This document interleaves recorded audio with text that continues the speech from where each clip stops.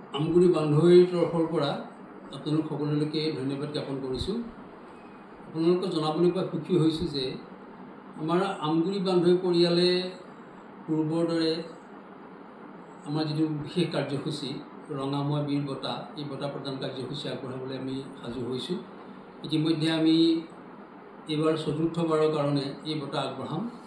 পূৰ্বতে আমি 3জন বৰেণ্য ব্যক্তিক এই বঁটা আগবঢ়াইছিলোঁ আৰু এইবাৰ অসমৰ এগৰাকী অন্যতম প্ৰতিষ্ঠিত সাহিত্যিক, আন্তঃৰাষ্ট্ৰীয় খ্যাতিসম্পন্ন সাহিত্যিক ডক্টৰ ৰীতা চৌধুৰী বাইদেউক আমি এই বঁটা দিবলৈ সাজু হৈছোঁ। ইতিমধ্যে তেখেতে এই বঁটা গ্ৰহণ কৰিবলৈ তেখেতৰ সিদ্ধান্ত জনাইছে। গতিকে আমি অহা 10 মে' তাৰিখে বিয়লি 2 বজাত দিখৌমুখ মহাবিদ্যালয়ত এই অনুষ্ঠানৰ আয়োজন কৰিছোঁ। গতিকে এই আপাহতে আপোনালোকৰ যোগেদি সমগ্ৰ অসমবাসীৰ লগতে এই অঞ্চলৰ সকলো ৰাইজক সেই অনুষ্ঠানত অংশগ্ৰহণ কৰিবলৈ আমি অনুৰোধ জনাইছোঁ।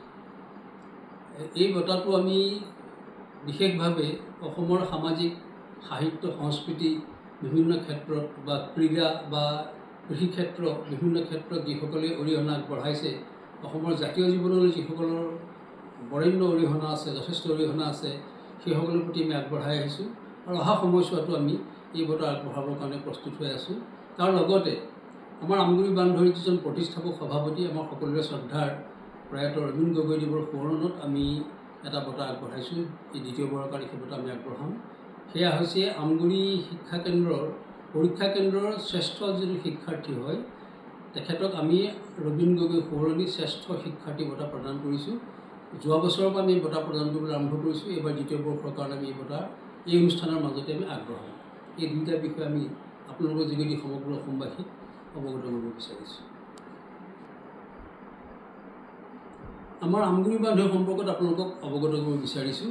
আচলতে অসম আন্দোলনৰ মজিয়াত বিভিন্ন স্থানত বিভিন্ন আঞ্চলিক ছাত্ৰ সন্থাৰ দায়িত্বত থকা বা বিভিন্ন ধৰণে আন্দোলনৰ লগত জড়িত হৈ থকা সেই সময়ৰ যুৱক আৰু আজি যথেষ্ট বয়স হৈছে তেওঁলোকৰ, যে আমি গোট খাই থকা মানুহবিলাক প্ৰায় 4টা দশক ধৰি আমি আমাৰ আত্মিক সম্পৰ্কৰে আমি বান্ধ খাই আছিলোঁ।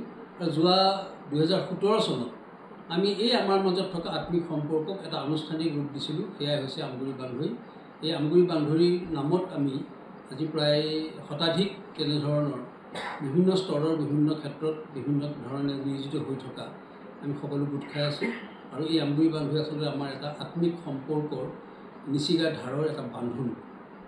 সেই কথাটো আমি আমাৰ আমগুৰি বান্ধৱীৰ যোগেদি অসমৰ ৰাইজক জনাব বিচাৰিছোঁ আৰু এই কথাটো আমি প্ৰতিষ্ঠা কৰিব বিচাৰিছোঁ যে আমি আচলতে সকলো ব্যক্তিগত স্বাৰ্থ বা সংকীৰ্ণতা বা ৰাজনৈতিক চিন্তা চৰ্চাৰ ঊৰ্ধত থাকি আমাৰ মাজত এটা সম্পৰ্কৰ যিটো পৰম্পৰা আছে, সেই পৰম্পৰা আমি গঢ় দিব পাৰোঁ আৰু সেই গঢ় দিবলৈকে আমি আগবাঢ়ি গৈছোঁ।